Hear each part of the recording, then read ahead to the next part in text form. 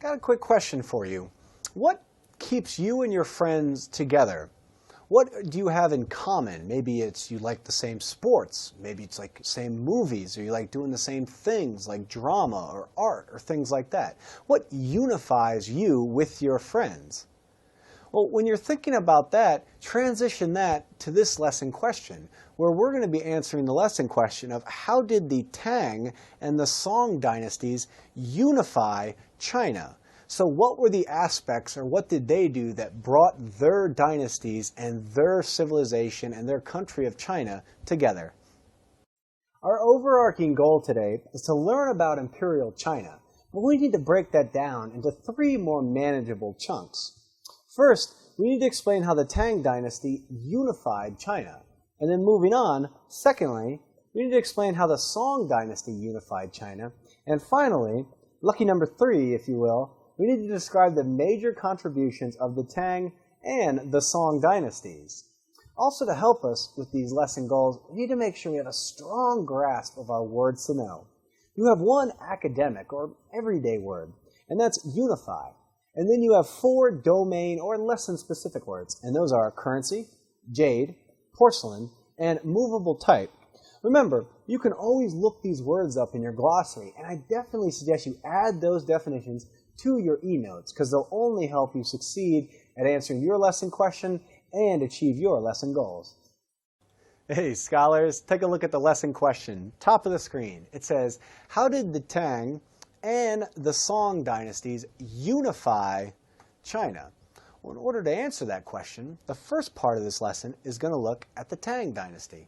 The second part of this lesson is going to check out the Song dynasty.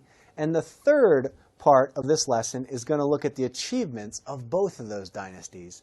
And by looking at all 3 of these things, we'll definitely be able to answer our lesson question of how did the Tang and the Song dynasties unify China. Before we look at the Tang or the Song dynasties, we've got to see who ruled China before them. And that was the Han Dynasty that actually ruled for 400 years. And they ruled by creating a strong government based on Confucian beliefs. This is a picture of Confucius right here. And they sought virtuous leaders, and they gave government positions to Confucian scholars. And they also used a civil service exam to identify the best leaders. But the takeaway here is that this Han Dynasty would greatly influence both the Tang and the Song dynasties. So keep that in mind as we're studying these 2 new dynasties today. Hey scholars, back to our lesson question. Top of the screen, how did the Tang and the Song dynasties unify China? Well, we just looked at the Han Dynasty and how it would have a great impact on these 2 dynasties. And in fact, it wasn't until the Tang Dynasty was able to unify China after the collapse of the Han Dynasty. Well, speaking of the Tang Dynasty, let's get started in this first part by looking at the Tang Dynasty. Let's go ahead and get started. We can't possibly talk about the Tang Dynasty without looking at where in the world was this dynasty. And this map right here does an excellent job of showing the extent of this dynasty. Now this is around the year 750. I want to draw your attention to a few key geographic features, particularly the rivers, like the Yangtze, which ran right here, and the Huanghe, which ran right along here. I also want to pull your attention to one of the seas, which is the Yellow Sea. And you can really see the extent of the Tang Dynasty all along this all along this map. And it was really known for a period of great prosperity, and one of the reasons why is because of this man named Tang Taizong, who unified China under the Tang Dynasty. And he unified it by doing a couple things. First, he used his military skill to expand the empire through war. Then secondly, is he also reorganized Chinese laws to make laws make more sense, to make them unified. So it didn't matter if you go here or here. It's still going to be the similar laws. He also expanded the use of the civil service tests for government officials. Does that sound familiar? It might, because this also happened under the Han Dynasty. So you can see he's pulling from the past and putting that into his dynasty. And finally, he helped reduce taxes for China's peasants. And the big takeaway here is that he helped unify China and make it a very strong empire. After Taizong passed away, his son took power, however very sickly and was not very healthy, and eventually died. When he did, Wu Zhao, who you see right here, assumed the throne after his death. Now she was a very strong and competent leader and oversaw the conquest of Korea.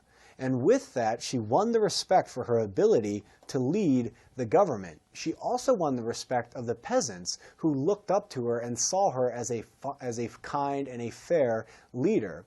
Now the takeaway here is that after her death, women would not achieve this rank or this amount of power in China for centuries to come.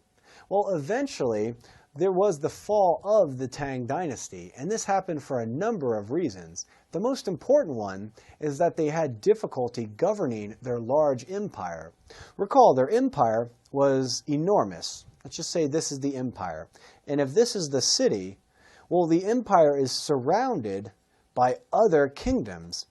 And those other kingdoms may not want to be a part of them, and they may try to influence the people inside. So what happened is that rebellions broke out against this central rule. So people living out here who may have family members outside the kingdom, they were not happy being ruled by the Tang Dynasty. So they began to rebel, and they began to break away from the empire. In addition to this, the economy struggled as well. So for these two reasons, you saw the collapse of the Tang Dynasty in 907 and the breakup of China into dozens of small kingdoms. Great job, scholars. You finished the first part of the lesson. On to the second part. But before we move on, take a look at the lesson question. Top of the screen, it says, how did the Tang and Song dynasties unify China? Well, we began to answer that question in the first part when we talked about the Tang Dynasty that successfully unified large parts of China, and they also incorporated various aspects of the Han Dynasty to help them rule. Now in this second part, we're going to be looking at the Song Dynasty, which ruled after the Tang Dynasty. Let's get started. Now we're shifting our attention to the Song Dynasty, and you can see the extent of their dynasty on the map right here. This is between the years of 960 to 1279. Let me point out a few of these rivers and some of the seas that you've seen before. The Yangtze River, as well as the Huanghe River right here. And also there's the Yellow Sea, which is located right here. The capital of the empire was right here, of Kaifeng. Right now, you can really see the main person who was a driving force behind the Song Dynasty. And this person right here was Emperor Tao Su. And he conquered and he reunified China after a period that it had been broken apart. And he based his government on the best aspects of the Tang Dynasty. Again, he's going back to previous empires and pulling what worked for them. He also created a very strong economy, and he created and established various social services. And this really helped to bring the Song Dynasty together. However, they were not able to defeat and fight against the Mongol Empire, which really sought to expand its power and expand its territory into the Chinese region. The Mongol Empire was run by and were being pushed by Kublai Khan, who you can see right here. And he successfully defeated the Song Emperor in 1279. And the Mongols, they established the Yuan Dynasty. And China remained under Mongol rule until 1368. And the Mongols actually were able to conquer, like we said, the Song Dynasty, which had ruled China for about 300 years. Well, great work, scholars. You finished the first two parts of the lesson. You only have one more left. Stay with me. You're doing fantastic. Before we move on, take a look at the lesson question at the top of the screen. The one we're trying to answer is how did the Tang and the Song dynasties unify China? Recall, in the first part, we really looked at the Tang Dynasty. Then we shifted our attention to the Song Dynasty. And finally, what we're going to finish with are looking at the achievements of the Tang and the Song dynasties. So let's finish with that. Ancient peoples from Asia, Africa, and Europe traveled the Silk Road, which got its name from the silk from China, which was popular in the Western world and traded in such places as Egypt, Greece, and especially Rome. The Silk Road was not one road, but 4,000 miles of ancient land and sea routes used from 130 BCE to 1453 CE for transporting goods such as silk and spices. The Silk Road was important during this period because it connected the Eastern world and the Western world. It allowed trade between many civilizations and also allowed ideas and cultures to spread. People traded goods and shared values, ideas, and religious beliefs, technology and knowledge, food, language, music, clothing styles, and art. The Silk Road had a great impact on the development of world civilization. It connected the ancient Chinese capital to important cities in Asia, Africa, Europe, and the Middle East. Let's look at some examples as to how.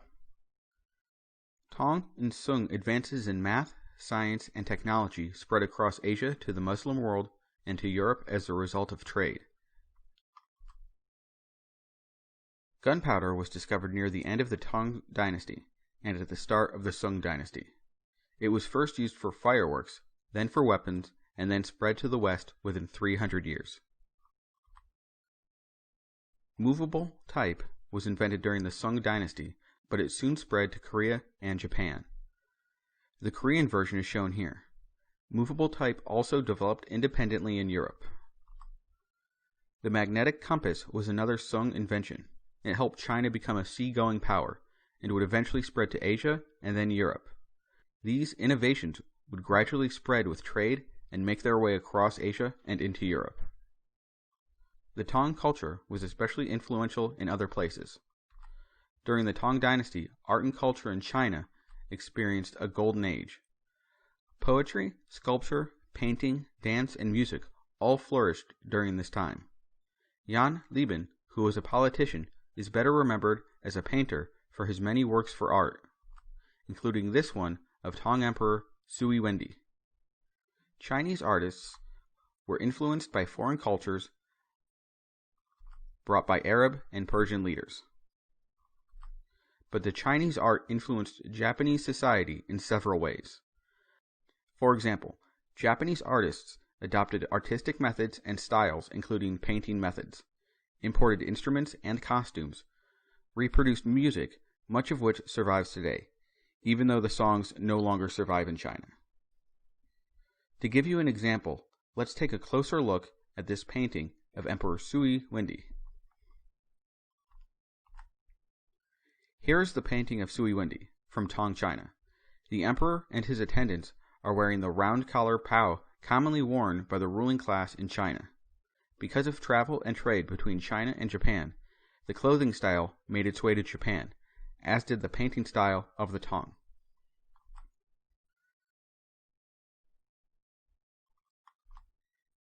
This image is of the Japanese crown prince Shotoku and his two sons. It is quite similar to the work by Jan Lieben. Their posture and poses are similar.